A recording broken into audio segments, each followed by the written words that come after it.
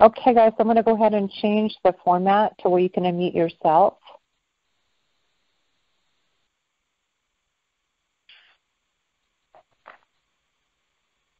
Okay, guys, so feel free, *6, and we can start a conversation. We can talk about what we heard tonight. We can just talk about what you're going through, or we can talk about activism, any of those topics. Ella? Yes? Yes, good evening. I just have a question for you.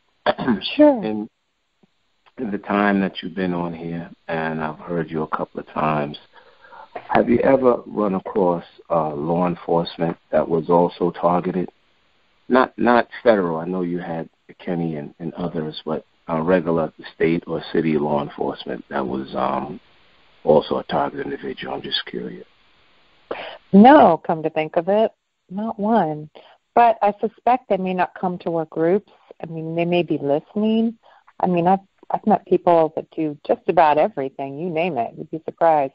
But never a police officer. A judge.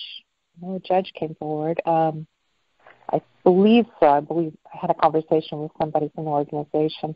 So there's a judge, and just not a cop. Mm-mm. Well, pleased to make your acquaintance. Pleased to make your acquaintance. Wow. You know, a lot of people think that cops are participating in this. They definitely are. Okay. They definitely are. Gosh, how long have you heard about this before this happened to you? Had you heard about this from other police officers or law enforcement? Absolutely not. Absolutely. I didn't think so. I did not think so. You know, I was also I was the one who spoke out, who didn't subscribe to groupthink, who challenged. And that's what got me in it. I went through a lot. Happen. Yeah, I went through a lot. And how I got through it, I'm retired now, but I'm still going through it, is I didn't talk about it. And I kept my mouth shut. And, you know, I had a close confidant that later flipped on me.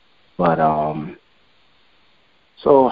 You know, I did a lot of detoxing, a lot of exercise and running, but when you're coming home and your door is open, the light is on, you go to work and your locker's open, and, you know, it's sabotage with reports and things of that nature, you really have to be strong. Right. And I see what I said was, the first chance they get to call me crazy or have me see a psychologist, they take my guns, they take the pension, so I kept my mouth shut. Mm-hmm. And I basically still do the same thing. You know, it's like I live two lives. It's amazing. That's a lot of people, too. And I always wondered if that was the case. You guys have a lot. If you're a law enforcement officer, and I do know there's pensions involved, I always wondered if people just kept it to themselves because they had something to lose. And also because it's a tough thing. I know the mindset of law enforcement, so I would imagine that it's not something you know, talking about quote-unquote conspiracy or things that are kind of outside the realm of common knowledge. Just the interactions I've had with cops are kind of a straight, kind of a narrow perspective type of, I'm wrong. I'm talking to you, you don't sound that way at all. But, you know, my experiences with cops are just kind of rigid people, and maybe not open to some of the complexities of life and the things that we know. Yeah. And then, you know, the other thing is, I mean, it nearly drove me over the edge initially because I didn't know what was going on. Right. So what did you experience first? What I experienced first was coming home and my door open and my light on in the basement. Right. No, I didn't do that. And then coming home and my PC was on. Oh, wow. And then going to work and my locker's open and I have a suit on, a suit that I didn't bring from my house in my locker. Wow. So then, I mean, it was just, it's just a whole lot of stuff. But it was a blessing and a curse because I had two people come and tell me what was going on, and another one hinted. And the first one who told me what was going on said that he's scared and doesn't want to get involved, but he knows I'm a good person, and just try to grin and bear it, and hopefully it goes away. But he knows, all of this happened after the Patriot Act, after 9/11. That's when it happened. That's when it started. So it definitely has something to do with the Patriot Act. Yeah, that's what a lot of people say. There was a lot of what little oversight there was gone at that point. They kind of had free reign to do whatever. There were so many loopholes that people could implement things like this with no oversight. It's wartime, quote unquote. Well, let me. The other thing that I hold on to is I try not to react. I try to respond. One thing, while I was working, they did a lot of integrity tests. They do that on police officers, if they suspect them for doing some criminality. But they never not supported me or never didn't back me up. Never, nothing like that. But they did a lot of integrity tests. But what helped me also is I started meditating, and I said to myself, there's no way that they're going to be able to get away with this. Maybe in this realm, but when we leave here, they're going to have to answer for it. They got to. They got to. I'm a spiritual person, not really religious. I really believe in something different. But just know that whatever we go through, they're going to have to answer for it. I mean, this is their heaven. They're getting their gold. They're getting their money now. But when they leave here, we're going to have to answer for it. So nobody gets out of here scot-free. We all going to die. So that's what helped me. And hopefully everybody is able to endure until this thing shows itself and comes out. And because still, I'm not totally out the closet with it. I'm still behind a curtain, right? I'm still playing two people. I mean, there's only a couple of people that, I think maybe two that know. And they don't really speak to me anymore. So that's the price we pay when you disclose that, right? But they take you 80% of the way, and if you start disclosing it to your family and friends, then they say that there's something wrong with you, then that's it. So you try to grin and bear it, and hopefully we get enough courage, and there's a movement, and it comes out. I just want this thing stopped, I really wouldn't sue. I just want it stopped. I just want it stopped. I know a lot of people going through a lot. I mean, it sounds crazy what I'm saying, but I just want it stopped. Doesn't sound crazy to us. Can I ask the officer a question? Of course. In your opinion, what causes the uptick in all of these police-involved shootings of people of color? Is it a problem with training, or what has changed, or what's wrong that all of these shootings and killing people of color that we see on TV? Personally, I think that police officers don't come from Pluto. They don't come from Saturn. They come from right here on Earth. So if you're used to a certain socialization, everybody, I think, comes with a certain bias. And you may get 6 months or 9 months worth of training. If you feel that way different about somebody else, training is not going to change that. So when police officers have a position of authority, they don't have power, right? Only the Most High God and Omnipotent has that. But the authority that we have, that is given by the state, gives you certain latitudes, right? And without oversight in some cases. That's why people need to be knowledgeable in their state of, what's right and what's wrong, and what police officers can do and what they can't do, and people really don't. They're not really knowledgeable. So they're at the mercy of the police officer if the police officer has ethics. And then, police officers are scared too, right? The media perpetuates that African American people are violent, right? So if they're not used to that socialization where they grew up, right? If they don't have any black friends, or they didn't go to a college or a high school with black people, they're going to be biased, right? Because of their social engineering and because of their environment. So people are people, I hope I answered your question. Do you think that they... Oh, go ahead. I wanted to make a comment, too. I wanted to ask you, I got a lot of police stalking me. I'm targeted individual.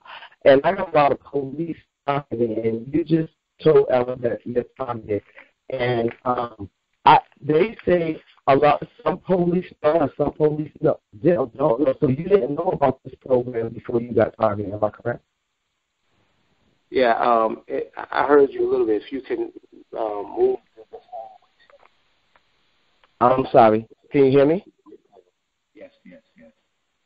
Can you hear me? Yes, we can. Yes, we can hear you now. Yes. Yes. Okay. Yes, I heard you. And yes, I didn't know about the program. And yes, I am a target.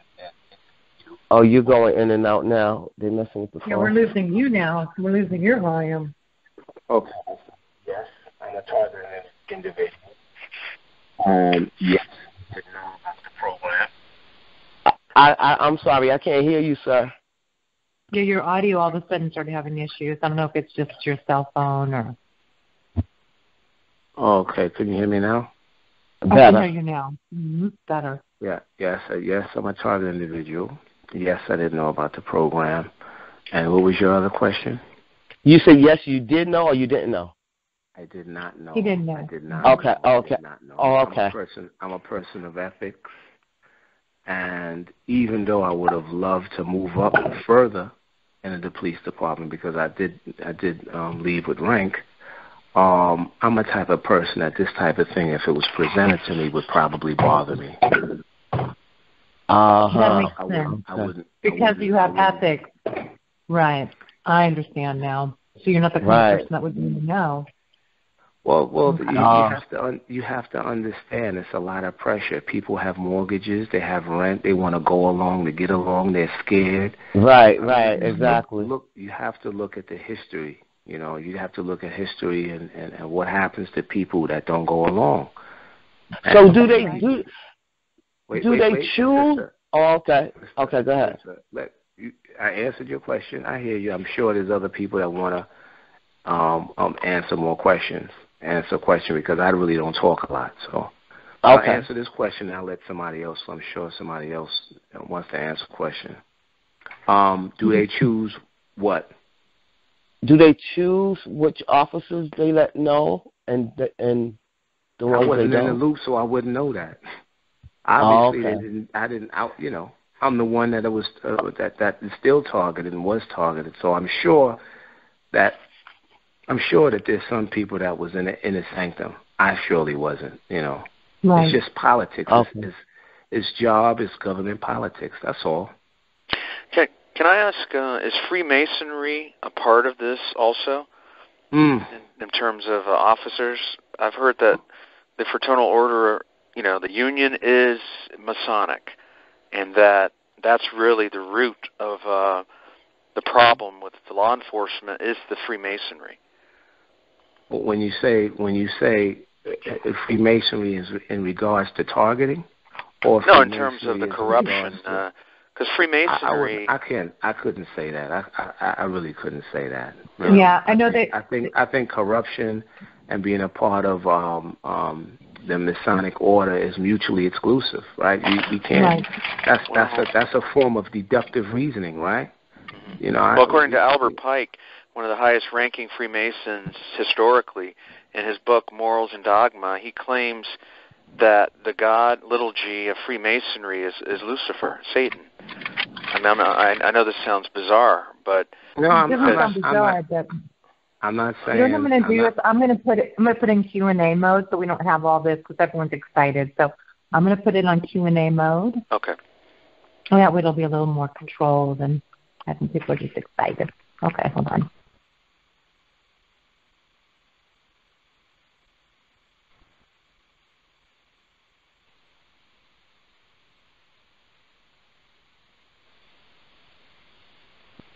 Okay, just *6, and we can ask questions one by one, just so people can hear and so there's not a lot of interruptions. Go ahead and *6. Is it in Q&A?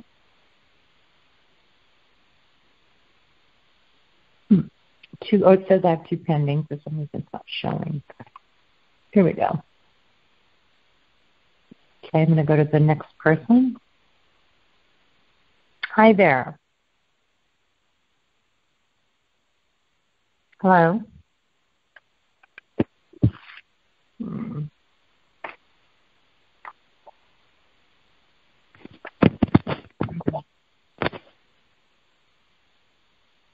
Okay, I guess I'll go to the next person. Okay. Oh, a lot of questions. Are you still there, 718? Yeah, I'm here. Okay, great. I'm going to go to 920 here. Hi, 920. Do you have a question? Hi, Ella, and hi, Mr. Policeman. I just wanted to make a comment. Maybe you can look it up. There's a Dan Bethards, Bethards, for the Wisconsin Department of Justice. He was a police officer, and he basically told the truth about another police taking shotguns and modifying them into automatic weapons, and he actually did it for our Attorney General, I think, also. You can look up this information. I don't believe they use directed energy weapons on him, at least not as of yet. But he lost a lawsuit, and he was forced to leave his job and retaliated on for basically doing the right thing. So I don't know if this, if everybody gets reprimanded, but what happens, it seems like, is that they kind of have some backlash with their job or other things, so it could be in different forms too, that they may not go all to the extent of what we're dealing with, but I think that happens with a lot of government positions, that they lose their jobs and they get sabotaged in the future and things like that. So you might look him up if you could ever get in touch with him. Maybe, that would be helpful too. So I just wanted to make that comment. So thank you very much. Thank you very much. I mean, it's good when you're going through a traumatic, life-changing event like we are, to have something in common other than just targeting them. So you can identify, and you can, go back. How I get through it now, I just try to ignore it. I just ignore it. You know what I mean? Ignore it, because in the end, we all gonna go, as well as our abusers. And I'm a firm believer when they go before the man or the woman or the spirit, and they ask them why, what are they gonna say? Because they told me to. They told me to do that. Is that gonna hunt? That dog is not gonna hunt. So that's what keeps me going.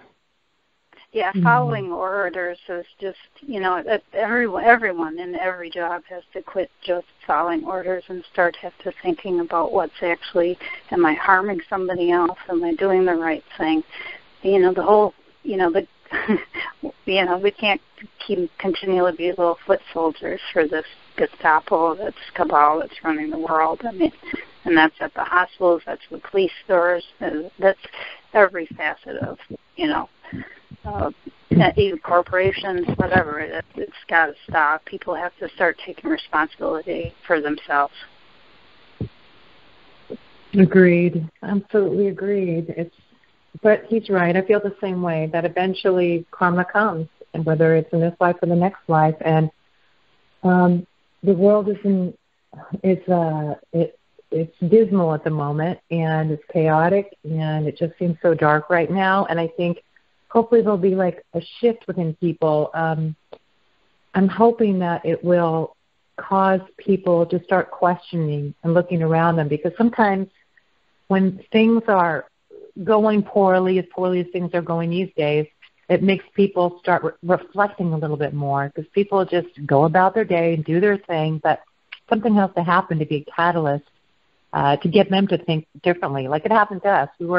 We were forced into a situation where all of a sudden we were questioning our reality. Like, what is going on? Who is doing this? You know, you have neural weapons, you have these directed energy, microwave, radio frequency. They're all the same, in my opinion. They're all radio frequency. And so you're dealing with that, and you're dealing with people who are getting paid to stalk you and harass you and break in your home and surveil you. And so that'll open up your mind. All of a sudden you're receptive to all kinds of information. So hopefully, you know, as we go down this path and the world really does seem to be falling apart, people will start to do that. Everyone else will hopefully join in to where we're already at. We were like awakened. It wasn't fun to wake up this way, and I didn't know about all of this prior to this. I lived in a little bubble for myself and my kids. I was careful what I listened to, the music, what the kids were hearing. I was careful what they were watching, what they were seeing, and so you live in that little bubble and you just don't know. And I was the same way when I was a girl. My dad really sheltered me and protected me, and so, you know, I was forced to start paying attention, and that's what we need. We need stuff like this to happen, and we need more to happen so other people will start to wake up and pay attention and do the research and start turning to alternative press. I'm glad Trump goes on there and calls it fake news. You know, I don't want to get into my political opinions, but I'm glad he says those things. So people will go to the Internet and start seeking out the credible alternative news outlets. And there are really credible outlets now. It's like a lot of people who used to work for the mainstream have gone and created, you know, sort of gone to work for alternative news because they don't want to be paid puppets. There are people out there that have integrity. They'd rather go work for an alternative press and get paid per article than to get paid more money and just forced to write a puff piece or forced to write articles they don't really believe in because that's what their job is. Anyways, that's just my thought. Yep, that's good. I really wish more people in the law profession would start doing this the most, the law and the medical profession. But yeah, I don't know how they can keep incarcerating the little person, you know, for, you know, little drugs or whatever, when you have the doctors that are handing out Ritalin to kids and stuff. I mean, the whole thing is just completely bizarre, you know. Yeah, it is. Why do you think, and I don't know, maybe this question is kind of ridiculous, but why do you think it's so hard when we call the police and we're trying to get support? And I know you're just one man and you're, you know, being one individual, and I'm not trying to ask you a collective question of all police officers or law enforcement, but it seems like they really have a hard time understanding that there's something going on. Like when you try to explain to what's going on, they just give you that look, oh, she's crazy. Or it's like I don't know how to approach law enforcement. And I've had some good experiences, too, like when I went to the FBI. But I'm just curious what we can do. Maybe you have an opinion or you can share some information on how to approach law enforcement in a way that they will at least listen to what we have to say. Well, Ella, no question is a dumb question. I'll say number one. Thank you. Number two, it's not what you say, it's what you can prove. So when you call in the police, you won't articulate, you won't say gang stalking, right? Or enemy of the state, or what is it? The federal is progressive, professional aggression. That's what the feds call it. you would articulate your harassment. They have stalking laws now, so they can take a report for stalking, but you have to remember, depending on the practice of the county, the city, the state, or where you're at, they have supervisors, right? So they probably will have to ask the supervisor before, if it's not a normal index crime, which is burglary, robbery, felony, or grand larceny. They'll have to ask for permission if it's outside of what they normally do. So it's probably just not up to him or her. So you have to articulate something that's a crime or a violation or something that a report needs to be taken, like harassment, like stalking, something like that, Abuse. And you can't, it's best not to say somebody's following me. He did this, he did that. You have to articulate that the crime happened. Later on, when you ask for your FOIA request and you get that paperwork, if you want to be litigious and sue, then you can bring that up and articulate that in court, papers. But the police recognize crimes, so that's what you have to articulate. And if the person is there and they committed a crime, there's no reason why they're not going to get locked up. It's your word against theirs. So don't talk about the gang stalking. Don't talk about the workplace mobbing. Don't use the word. Right. Articulate the crime, the robbery, the grand larceny, the window breaking, the criminal mischief, the stalking. This person followed me X amount of blocks. Look at the camera. That's it. Why would they do that? If the officer asks you, I don't know. I'm calling you because a crime has been committed and I want a report taken.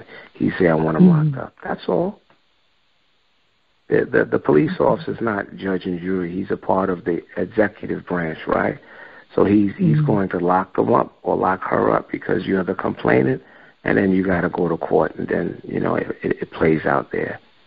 So you just have to subdue your emotions, be relaxed. It's hard. It's very hard. It's very hard for me still, and I still got my weapon. And then I used to work for Creemore. I used to work for a mental institution.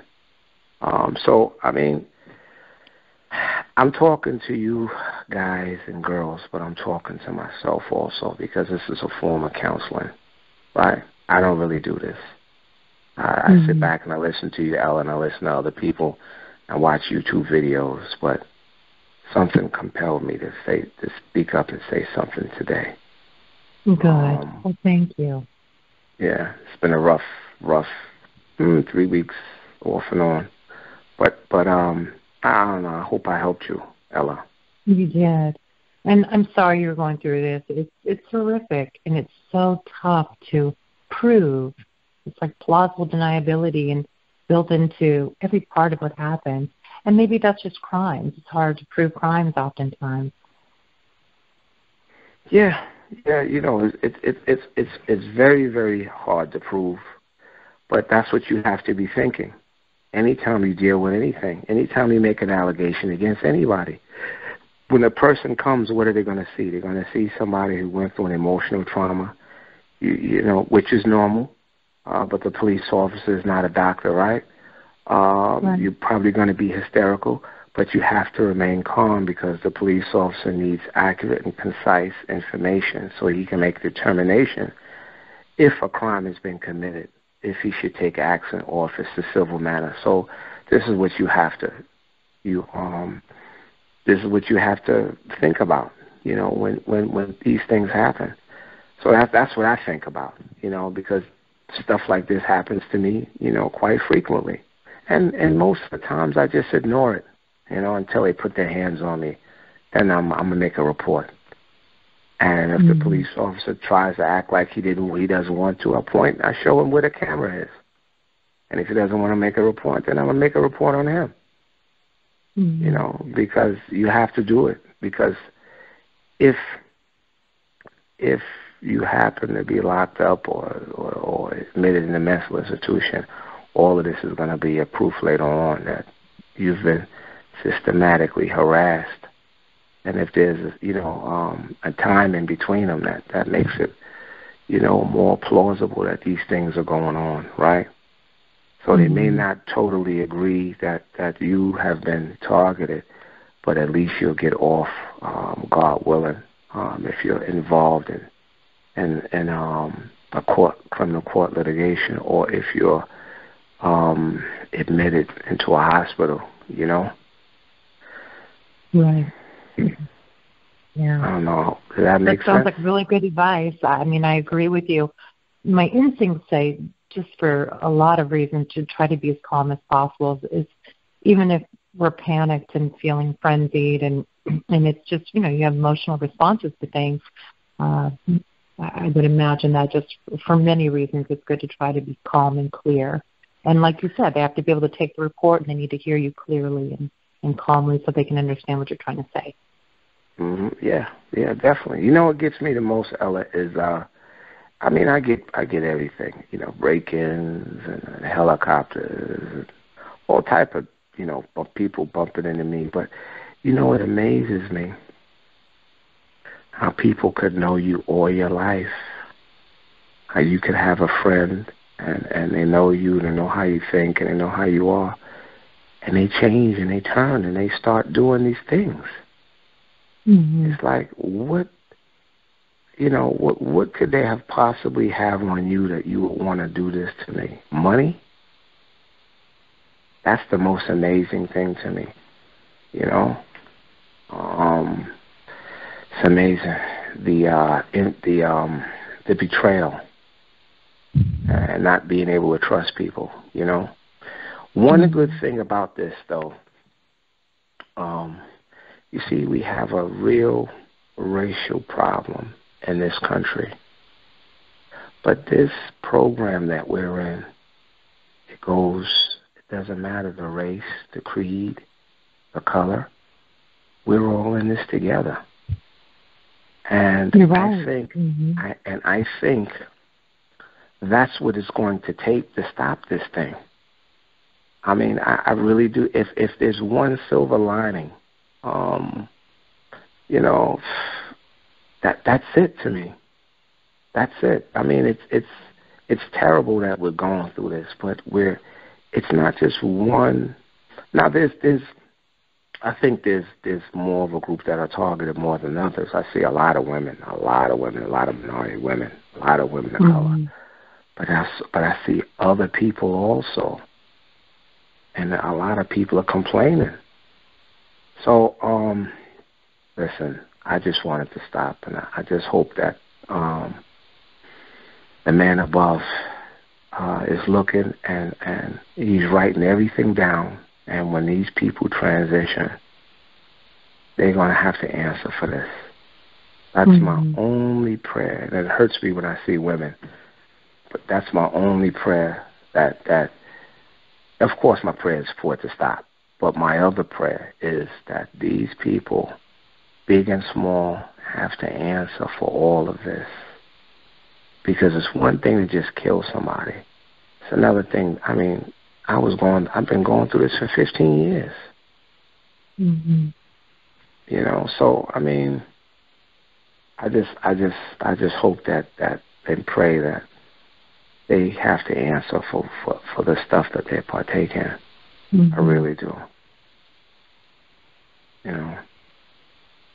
Thank you. Do you want to answer a couple more questions? Is that okay? I don't have a problem. Okay, cool. Okay, let me go to the next person. 920, did you want to ask anything else? She might have read it herself. Okay, I'm going to come to 404 area code. Hi, 404. Do you have a question? I do. More of a comment. One of your callers asked about, the unarmed killings of people of color. I just wanted to make a comment about that. I think that this has always gone on. The only difference is now they're being caught. And that just has, that's because of technology and cell phones recording it. And I would almost say that I think that the people that are doing it are part of who are hurting us. I think it's very orchestrated. In most cases, not all. In most cases, I think that they are probably part of some kind of hate group or, some kind of group. I won't say the Masons. I don't know. But I think it's very orchestrated. And I wouldn't be surprised, and maybe even part of a genocide program. It could be the same people doing what they're doing to us. Mm-hmm. Yeah, it's hard to say. There's no. Anonymous investigated, in Minnesota when that guy was killed. These police officers were part of the Ku Klux Klan. And I came from Georgia. And in Georgia, I don't know if you heard about this case, where this police officer pulled over this white woman, and she said, "Don't shoot me." He said, "Are you black?" He said, "We only kill black people." So I do think it's orchestrated. I do think they are part of some kind of group. And I think it's always gone on. The difference is that they are now being caught. So it's very sad. That's sad. Okay. I'm going to go to the next person now. Thanks for your comments. Okay. Grass, G-R-A-S, you're unmuted.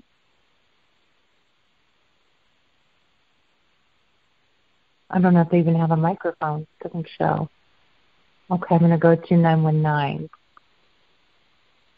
Hi, 919, area code. Well, hi, Miss Ella. How are you people tonight I'm doing? Good. How are you, sir? Well, I'm still standing is the way I like to put it, and no brag, just a fact.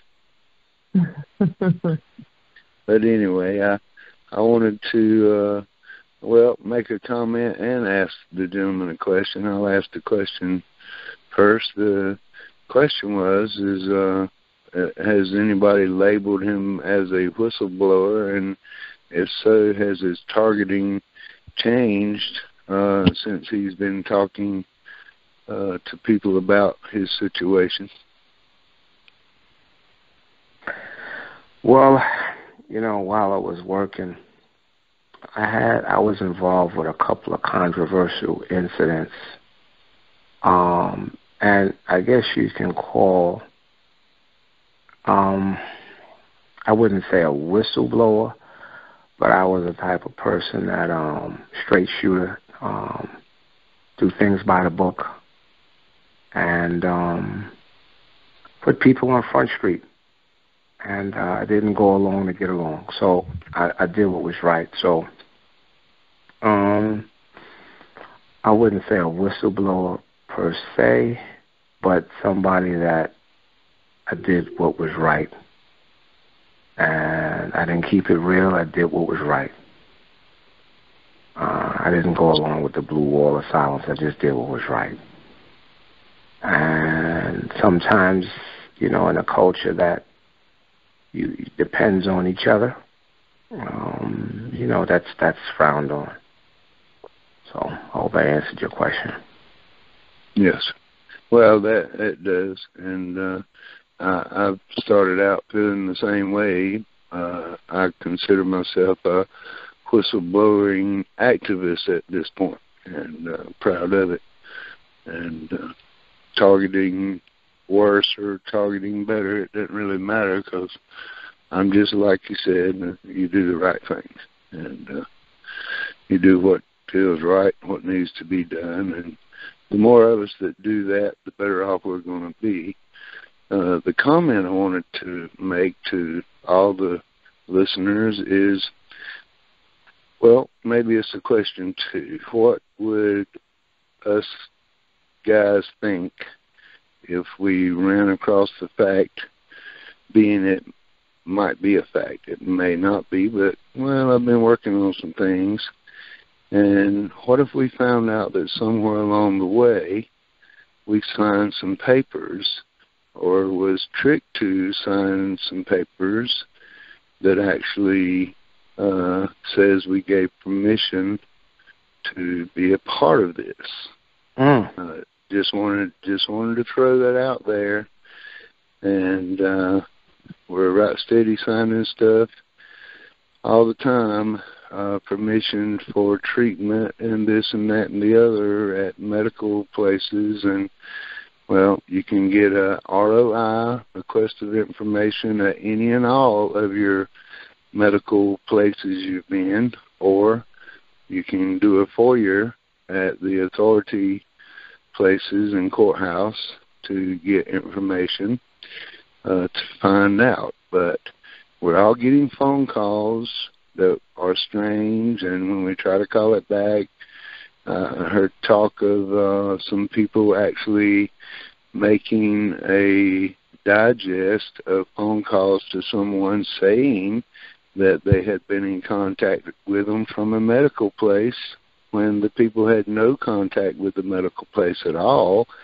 They were making a list like the person was coming in and out of the medical facility and had not been there at all, and was treating them medically without their knowledge without their permission, because of some papers they had signed. Just wanted to throw that out there. You can research it a little bit yourself. And I want to thank the gentleman for coming on the call and sharing with us, and thank Ella for having the call. Thank you. Thanks, Richard. Thank you, sir. Okay, Linda's next. A voice I've been missing. Thanks, Go ahead, Ella. Linda. Hi. Sir, thank you so much. What you're telling us is really rather reassuring, because you're very real and you're being honest with us, and thank you. It helps me. I think I'm quoting you correctly. I think you said that what we need to keep in mind is the fact that these officers have families and jobs and futures to protect. And what I think I'm hearing from you is that there's a possibility that they too are being victimized in order to cooperate with this situation. And if that is the case, my sense is that's going to bring all this down sooner, because nobody likes to be victimized. And after a while, people who are victimized do rebel.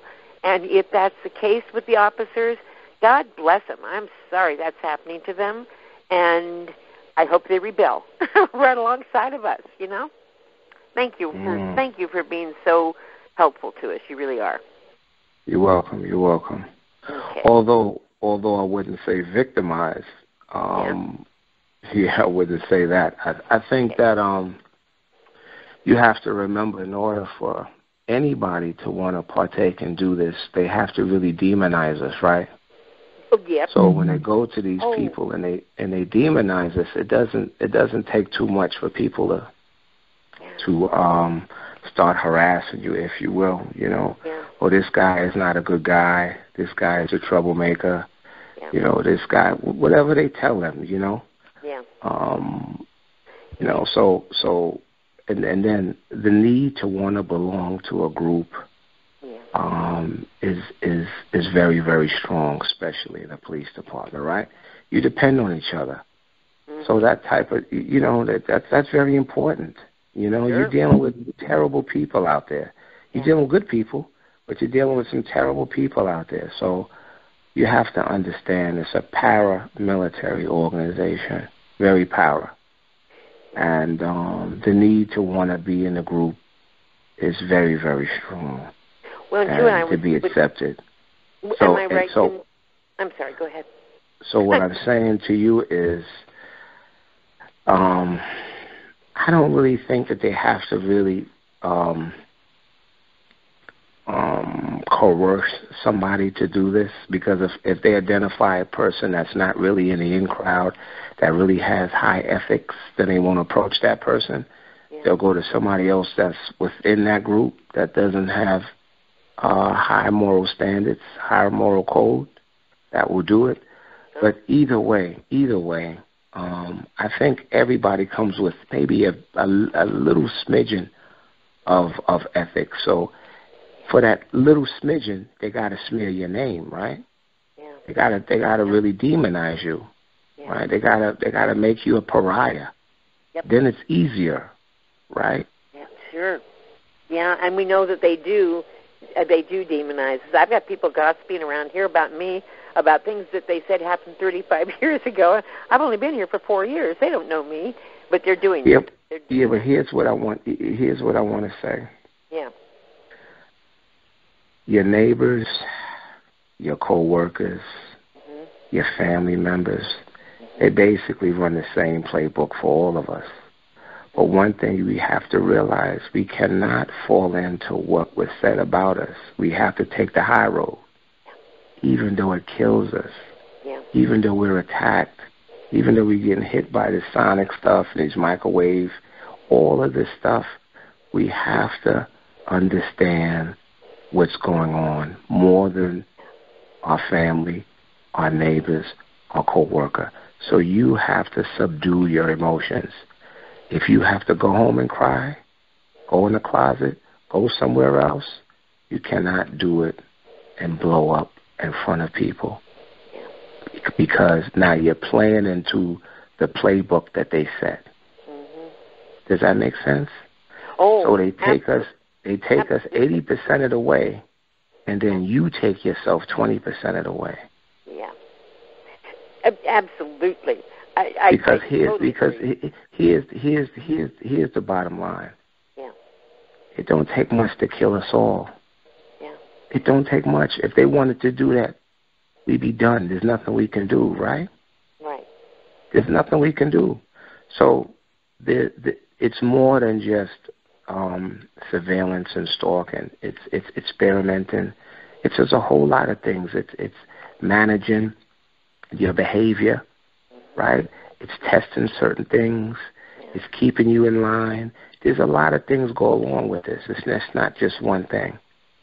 So we have to, we are the stars of the earth right now, believe it or not.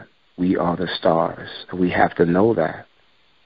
And we are going to, when we meet our maker, we're going to get our prize for this. That's what I say to myself. They're not going to get it. I'm going to get it. I'm not doing this to nobody. They are. Yeah. Yeah, thank you. You sure have a lot of good stuff to share with us. Thank you so much. You're welcome. Yeah, I feel very blessed. Very blessed that you're speaking that. Yeah. Thank you. Thanks, Ellen. Thanks, Linda. Linda, will you call me tomorrow? When I call your phone number, it won't go through. Oh, you too? Nobody can get through to me, and I've been wondering why you haven't been calling me back. Now I know.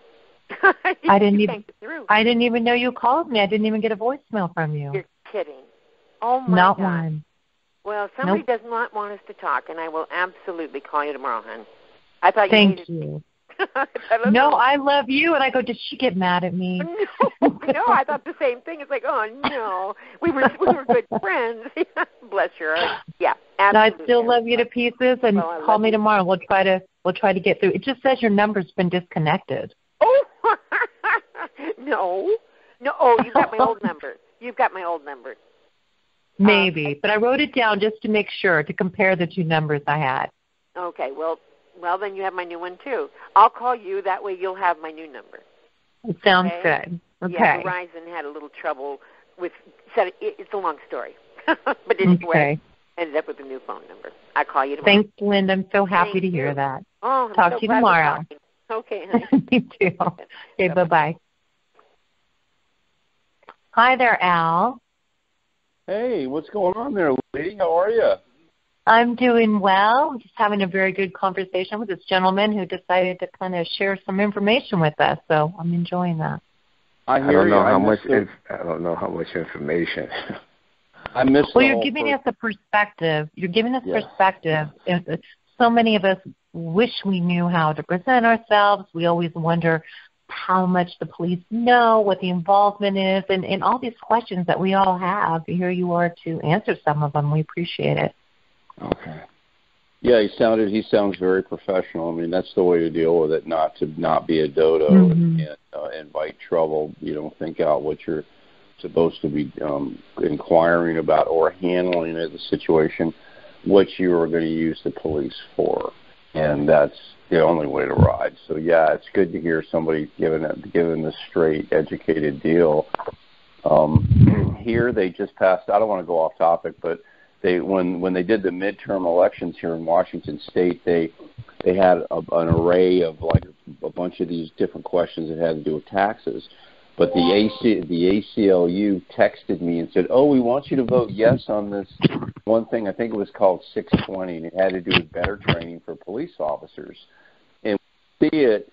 They tried to trick you because the ACLU is down with this stuff, unfortunately, because I went to them and the whole 9 yards. Anyway, make a long story short, the actual law they tried to implement, I don't know if they went through or not, the one that the ACLU texted me about, they said, we want to give better training to the police officers so that they can't use extreme violence, the whole 9 yards, and also education for mental health. And as soon as they went education for mental health, I was like, boom, I voted no for that. Because it had to do with them not being able to use lethal force. But the thing where they tricked everybody is them being trained for mental health. In other words, that's way too much power, because from what I read, I really don't know what I'm talking about, but from what I did read in the mental health area, if you ever do, or a psychologist or whatever evaluates that you have some issues, or they document it in a negative or out of context area, you really don't have much of a defense.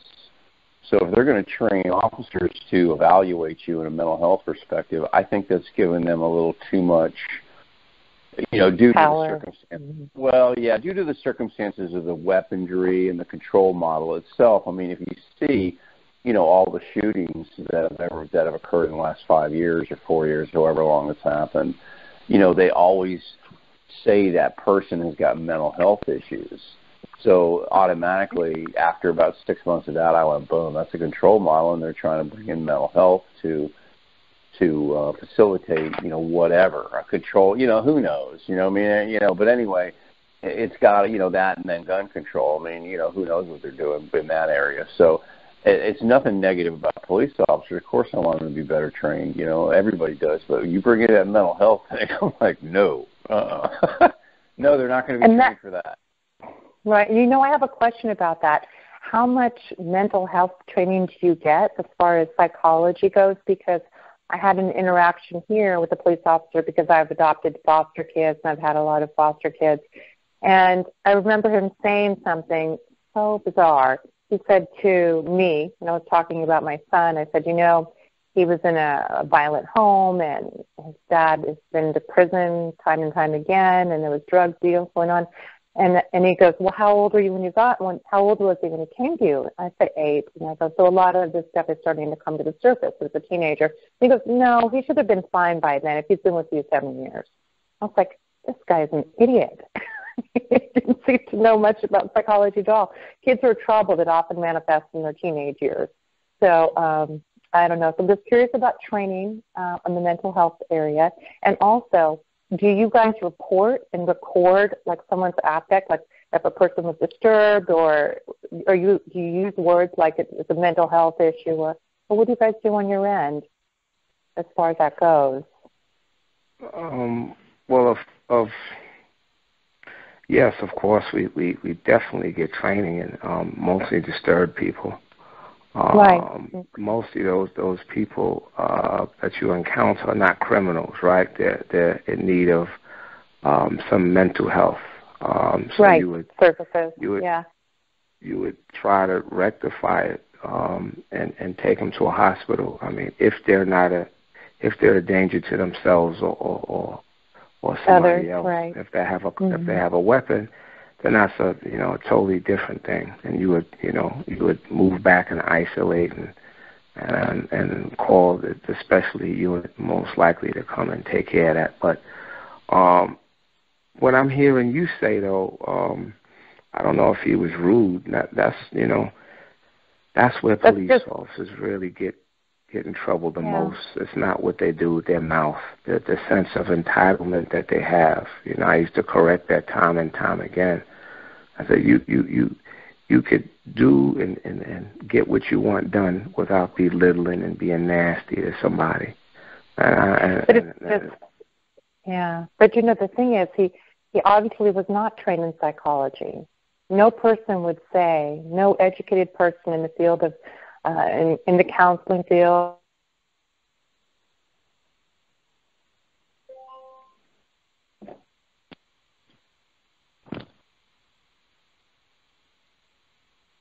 Hello? Hello? Maybe her phone disconnected. Hello? Hello? Can you hear me? Hello? Or maybe her phone disconnected. Hello? Can you hear me? I'm still on.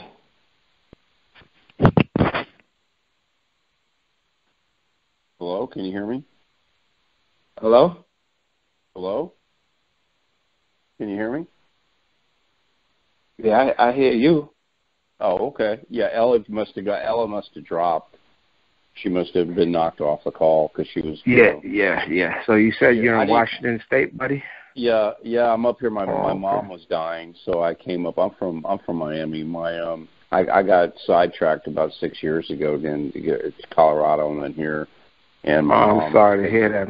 I'm sorry about your loss. Yeah, and then they hooked me up. So and you said you've been hooked up for like 15. You're dealing with all the weaponry and everything else. Mine comes and goes with all of it. It comes and goes, and I find what helps me is I try to, when it's at its worst, I try to meditate, and I try to speak to the Creator directly. And that's horrible. That long of a period of time. Have you ever been scanned? Have I ever been what? Scanned. No. Okay, that's how you find out. If this started that long ago, that should be really easy for you to locate, and then trying to get them removed, it's really difficult. But you can that long ago. There's things you can take to melt the polymers. They put them around. In other words, if you're getting hit continuously, in other words, you don't. No, not continuously. I get the microwave every now and then. Then I'll get the noise campaigns, and I get the stalking, and I get the break-ins. I get off and on everything. But here's what I'm saying. The other thing is, I hate to dwell on this so much, because when you dwell on it too much, and then you want to, if they do this, I'll do this. If they do that, I'll do this. When you start doing that and you get preoccupied in it, then your whole life consumes you, and you don't have any time for anything else, right? So if they have tips, if they have them in me, they have them in me. What can I do about them? I need to live the best life that I can. I'm dwelling on it. I meditate. I know it goes on. I look at YouTube. Sometimes I stay in the house for 2-3 days. But I'm determined to live the best life that I can live. It's a different life. It's not the life that I lived 15 years ago. But over the 15 years, it's been incorporated in my life, right? And this sounds bad, but the other thing that helps me is knowing that I'm not going through this alone.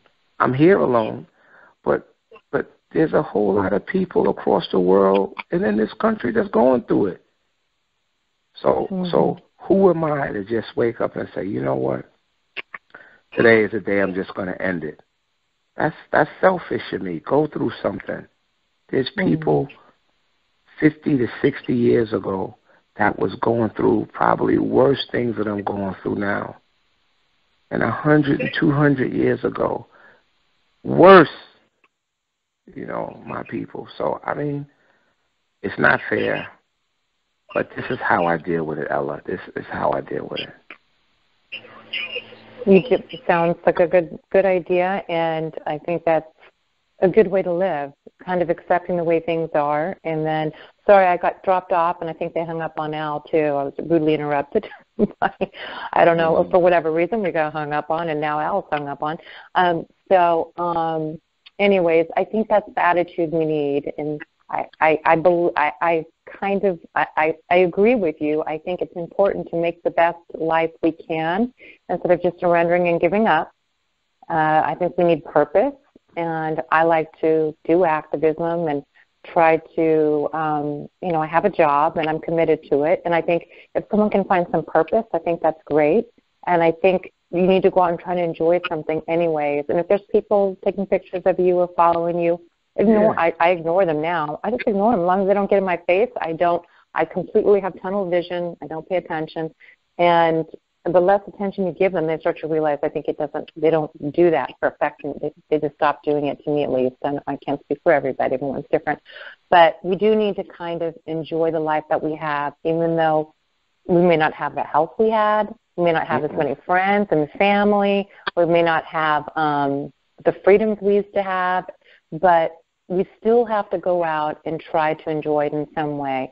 And I'm a big believer of trying to get out of the house, so at least daily, and get some sunshine. I know a lot of people don't live in climates like that, but it is good to get outside. It really helps. And I recently was at the beach, a day ago, and people can hear the difference in my voice, just getting out to nature or go walking or hiking. It really does make a difference. I'm proof. You guys hear me, so you guys know that I always sound better when I'm out in nature. So, I think like going to see a movie and enjoying and trying to have a nice meal if you can. You deserve that. We all deserve that.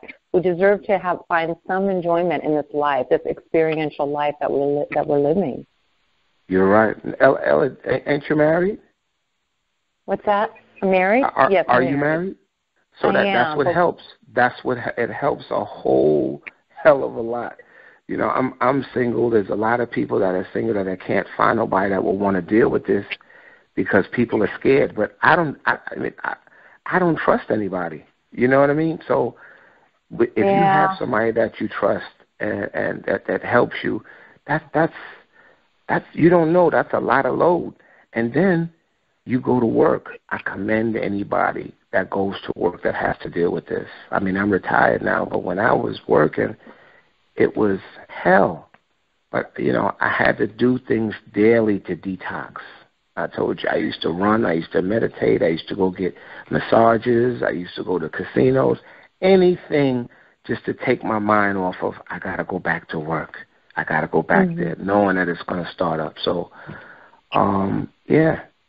So now it's I still go through it, but it's not to the degree when I was working, because it was at work and at home. Now I just deal with it at home, in the street.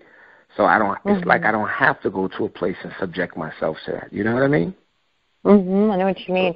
But this program, or the situations that we go through, you're right. He was the point that when this first started happening, he didn't want to deal with it. He didn't believe it. If he wasn't the strong and beautiful, compassionate person that he is, he would be gone. He would have been long gone when this started. Oh, yes. Ella, forget he'd be gone. They would have turned him to do stupid things, to make noise, the gaslight you take, you put your purse there. Oh, you didn't put it there. Well, you put it over there. Was all type of stuff. You know what I mean? People they just don't have ethics. It goes back to what I was saying before. My biggest thing now is betrayal with family members and people who knew me for a while, and I can't believe it. It just baffles me. You know what I mean? I do know what you mean. Me. And when we needed, and when I was going through the worst of this, and it was new, and I didn't have the language or the narrative or even the understanding to share this in a way that could at least be rationalized to a person, even if they still don't believe it, that's when you need to support the most, and that's when everybody abandons you. It's so awful. I'm so lucky that I had two people, as well as one family member, tell me what was going on. And the next question is, can you help me? No, I don't want to be involved. You should have known better, this and that. I don't, wow. You know what I mean? Mm-hmm. So, I mean, if I didn't have that person to come and tell me, I probably would have went off the deep end, because you don't know what's going on. But You actually don't know what's going on. I'm coming home from a hard day's work, and my door's open, the light is on, stuff is moved. What's happening? Stuff is, dead animals on my steps, all type of stuff. I can deal with it now, because it's a part of living now. You understand? But it's not fair. Every now and then I still get angry. I still get angry. But I say to myself, the people that are doing this, you're going to have to answer. You're going to have to answer. You're not getting out of here free. There's no freebies. You're doing this for personal gain. You're not doing this to live. You're not killing me to eat me, right? You're doing this for a personal gain, to get ahead, and you're causing somebody misery. You're going to have to pay for it. Or your family members, your lineage will pay for it. Somebody's going to pay. So that's what I say to myself. And I'm glad I spoke today, even though I know I'll pay for it. But what can I do? Well, maybe not. Who knows? We just know sometimes they don't give you retaliation. Sometimes they do. Who knows? But I hope they not. will. They will. Well, thanks for having the courage to speak out and know you're going to be retaliated against anyway. Says a lot about you. Thank you, Allah. Thank you. And do you still have that doctor's name? Every now and then you need to put that guy out. He was a psychologist, and he came on a couple of months. Yes, Spencer, Dr. David S. David Spencer. You never know. We may need a witness. We may need somebody to speak on our behalf if we have the means to pay for him. You never know. And we have another guy, too, that just helped out somebody, Dr. Seth Farber. Anytime I call him, someone's institutionalized, he calls them and tries to get them out. And he is a big advocate for targeted individuals because he was a practicing psychologist. And he said two people came in, two people didn't know each other, and they were saying the same thing. He said he knew it was real because these two people didn't know each other. And they were saying exactly the same thing. So he concluded that this is a real program, or that these types of crimes really happen. So, anyways, guys, it's art. Go ahead. My question is, how come he has so much courage? Well, because he says it's the right thing to do. Good. Well, he doesn't even think about it. He wrote us a long paper. I adore that man. I think he's amazing. Most people are familiar with him, too. I have a video. I interviewed him a couple of times, Dr. Seth Farber, if you guys haven't heard that one. Just a really stellar human being. So. And I know it's time to go here pretty soon, but if it's okay with you, maybe I'll just take one more question, and then we can call it a night. Okay. I'm going to go to Roseanne. Oh, wait, 970. You got unmuted when Al got hung up. Do you have a question? I do. Can you hear me? Yes, I can hear you. Okay, thank you so much. I wanted to ask an officer a question. It's kind of more of a technical question, but I thank you so much for all. I enjoy so much. I want to know so much of what you'd answered. Thank you. And also, does an officer have to make a report to every call whether or not he decides it's a crime or not? Do you still have to make a report anyway? Well, you have to understand that different jurisdictions have different rules. Everybody has to follow the rules of the state, and they have to follow the legal bulletins that are federally mandated by this country. So some departments have something called a memo book, an activity log that they're going to write down. Every time they stop somewhere, they're going to write it. Every encounter, they're going to write it. And some do, some don't. Now, a crime is without a doubt is going to be recorded somewhere, right? For statistical purposes. But dependent on the department, they may not be required because of policy to write down an incident that isn't a crime, that doesn't raise to the level of a crime. Okay. So they may just have to put the code over the radio and that's it. So I can't speak to all officers because I don't know, the department procedures. Okay, so sometimes it can be documented and sometimes not, depending. It depends on that department's policy on documenting purposes. Okay. They may document every time they encounter an incident, or they may document every time it raises to a level of a car accident or a person and is going to the hospital, or a crime, or an arrest. Other than that, if it doesn't rise to a crime or what I just said, they may not be required to document anything. I mean, it's just put it over the radio. It just depends on that municipality that we're talking about, which I can't answer, right, because I don't know where you live. And I don't know, and you have to kind of do your research in regards to that. It's not a generic question. It goes by department. Okay, great. Thank you very, very much. I really appreciated what you've had to say. Thank you. And I still had a question. I got hung up on this. I don't even know if I had a chance to ask it, or maybe I wasn't audible. When they say they come to your home and you're explaining a situation that occurred or a crime that you believe happened, and you say something that's just like something that you're being harassed or you have stalkers or whatever, and they suspect that you have a mental health issue, is that all documented? Well, a better, maybe we need to do a simulation. Like, I'm coming to your door, and then you tell me, and I'll tell you how we'll respond and stuff like that. That would be better, so we get it. I won't do the first time I called. I said, "There's something hurting me in my house. It's burning." Okay, so now. Let's play God's advocate, right? Let's not give the devil no power. Thank so now, you. if you're a police officer, and somebody said that to you, and you didn't know them, what would your first thought be?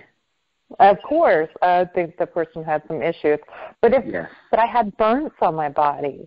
So do they think I'm burning myself? Or?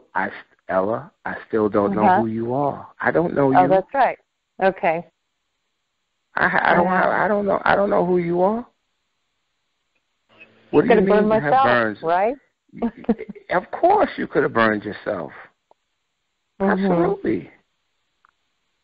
And so you guys would write that down. You would think she was in need of mental health services or something.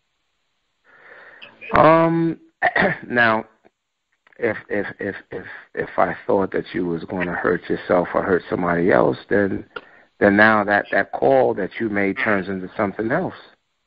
Right. Now I may ask you to come outside. Let me talk to you some more. Do you have little kids here?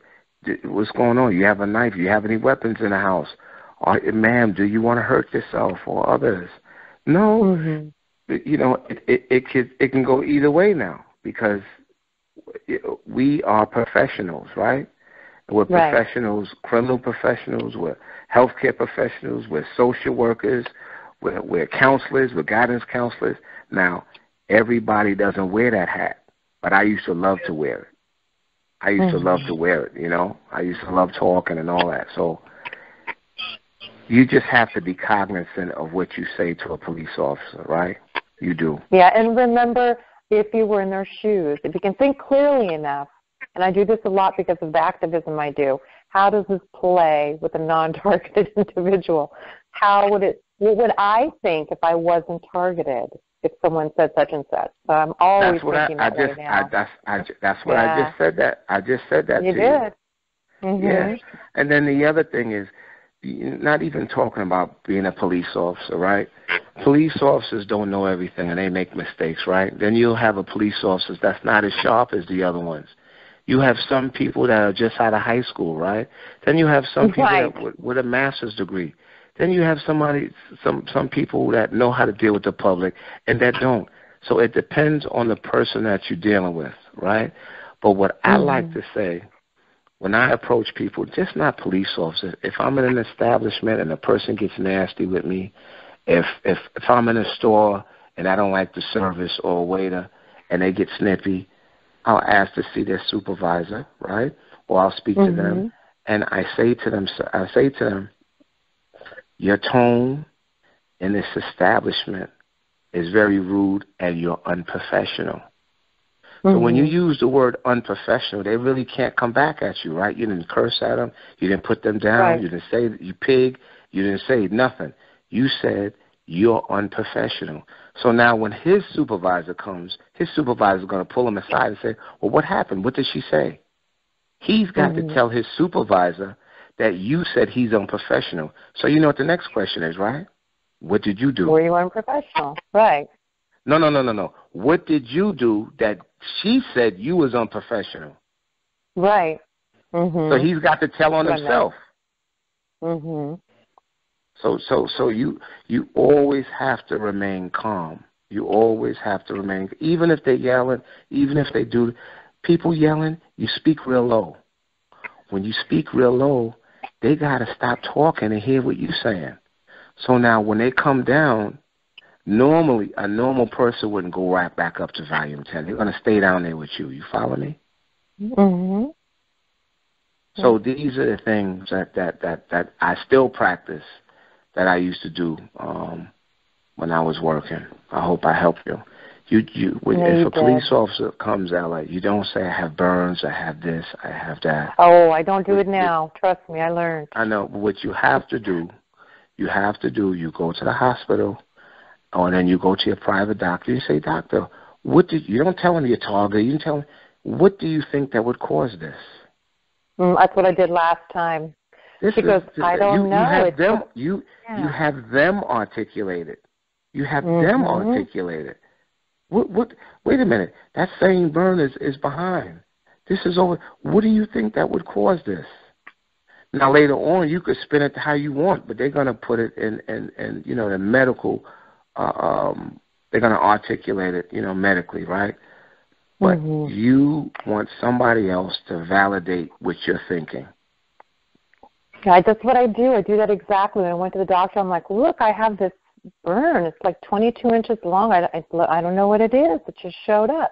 Did you didn't see anything, or you didn't? They were so perplexed. So she just said, non-specified contact burn. I go, please redocument this for me. Take some good pictures of it. Here, get this side too. I mean, I was telling them I wanted good pictures there because in the future that might come in handy. And I got some special cream to heal me up. Yeah.